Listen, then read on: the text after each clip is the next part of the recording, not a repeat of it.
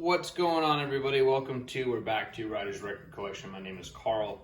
I am behind the camera in this video, and the focus of this video is the turntable. This might be, I don't know, a refresher. This might be really obvious to some people, but I made a video talking about this turntable the other day, and somebody said something in the comments, and I just did a little bit of research, and I figured I'd make a video about it, discussing tracking force and anti-skate. And for those of you who are unfamiliar with it, I'll explain it, and if you are familiar with it, this might be a nice little refresher. But tracking force is the force vertically applied between the point of contact and the stylus, the point of contact which is the stylus and the record. So basically, from what I understand, that is gravity pulling on the cartridge and the needle. And to counteract that, the other end of your tone arm, depending on the turntable, should have a counterweight. Certain cartridges work at certain set weights. So the Orbison 2 in blue works at 1.8 gram tracking force, and the counterweight adjusts the vertical force so it makes the impact of the weight of that needle and cartridge and head shell on the record less or more depending on what you need.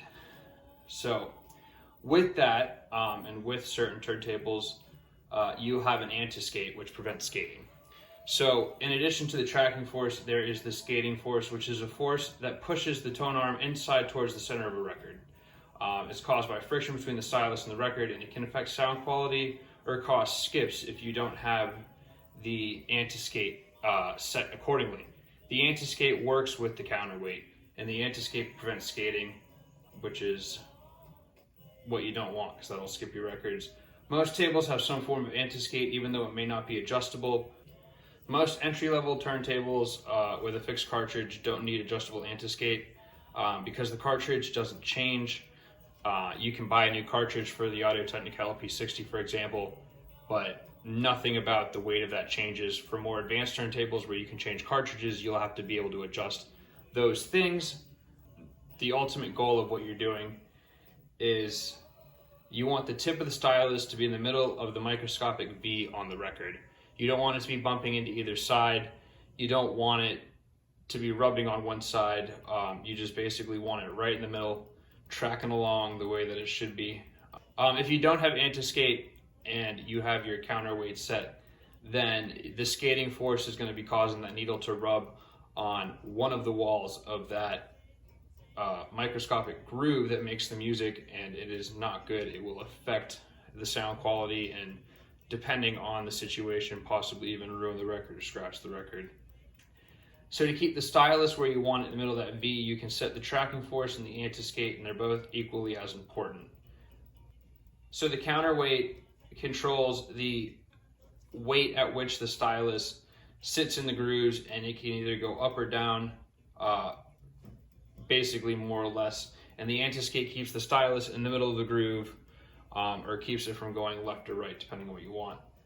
All the info based upon certain cartridges or manufacturers all come with recommendations.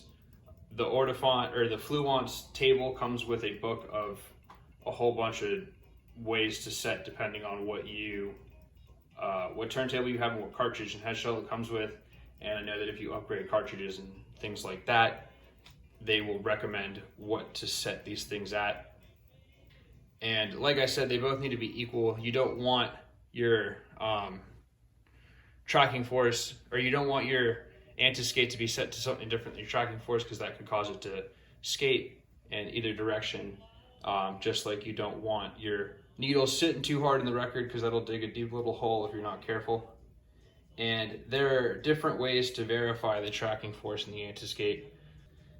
So the tracking force, you're going to need a scale. Most entry-level turntables, you don't need a scale because there's no counterweight. If you have a counterweight, you're going to want a scale to make sure that it's tracking at the right force. And then if you have a blank record or a CD, you can use that to test the anti-skate. The anti-skate is needed for channel balance, minimizing distortion, and general wear and tear on the records and the gear. Like I said, they're both equally as important. Those are two recommended ways. I hope this served as a decent refresher for some people that wanted it. Like I said, it's general information that can be obvious, but I figured that since I had to do some reading on it, or decided to do some reading on it, share it with you. Again, my name is Carl. This is Ryder's Record Collection. And if you like this video, please throw it a like, please subscribe. I want to talk about more stuff like this on the channel. And, in future videos, you'll see me. So, cheers.